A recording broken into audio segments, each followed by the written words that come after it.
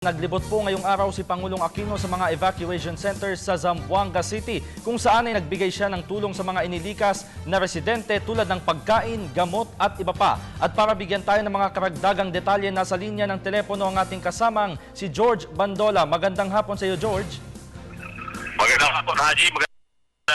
Biba, at sa mga oras ito, ang Pangulong Benigno S. Aquino III ay nasa Carmelite Monastery para alamin din ang kalagayan ng ilang ating mga kababayan na nandoon ngayon sa nasabing monastero. Pero kanina, umaga, Pangulong Benigno Aquino III ang pagtugon sa pangangailangan ng mga kababayan nating naapektuhan dito pong nasabing bakbakan. Personal na tinungo nitong Pangulo, si Pangulong Aquino, ang Zamboanga City Grand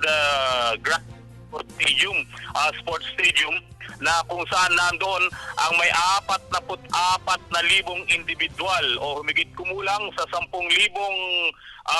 pamilya na biktima ng bakbakan. Sapagkat ito yung mga evacuees ngayon, siniguro ng Pangulo na layunin ng gobyerno na siguruhing mabawasan ang hirap na nararanasan ng mga evacuees. At tiniyak din niya na natutugunan ang pangangailangan ng mga ito sa pamagitan ng pagkakaloob ng sapat na pagkain at tubig para sa ating mga kababayan. Bagamat manakanaka, may mga ilang volunteer groups ang tumutulong din sa ating mga kababayan na nasa mga evacuation. Sinabi nitong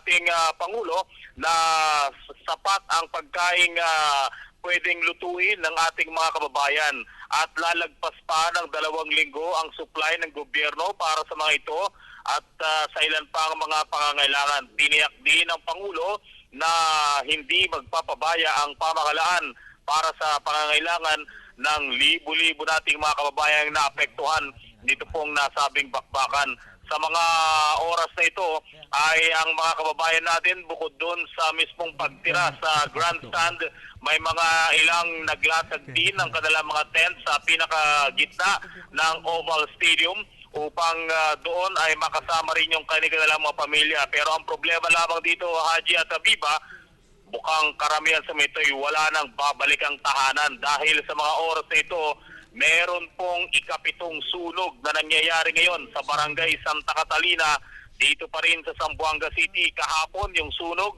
na lumamon sa mga kabayan, humigit kumulang sa 700 bahay ang nasunog na sa mga nakalipas na araw simula nang magkaroon ng tensyon dito po sa Zamboanga City.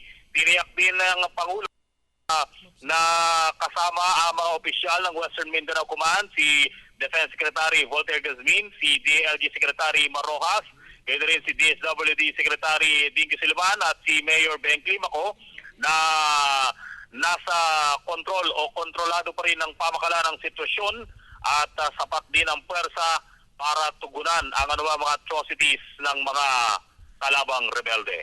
So iyan ang pinakahuling balita natin sa naging pagbisita nga ng Pangulo dito po sa Zamboanga City at patuloy tayo mag-antabay sa ilang pa mga schedule ng Pangulo ngayon. Kasama ko si Eddie Arellano at Julius Masayon para sa Telebisyon ng Bayan, George Bandola. Haji? Alright, maraming salamat sa iyo, George Bandola. Mamaya babalikan ka namin at mag-ingat kayo dyan.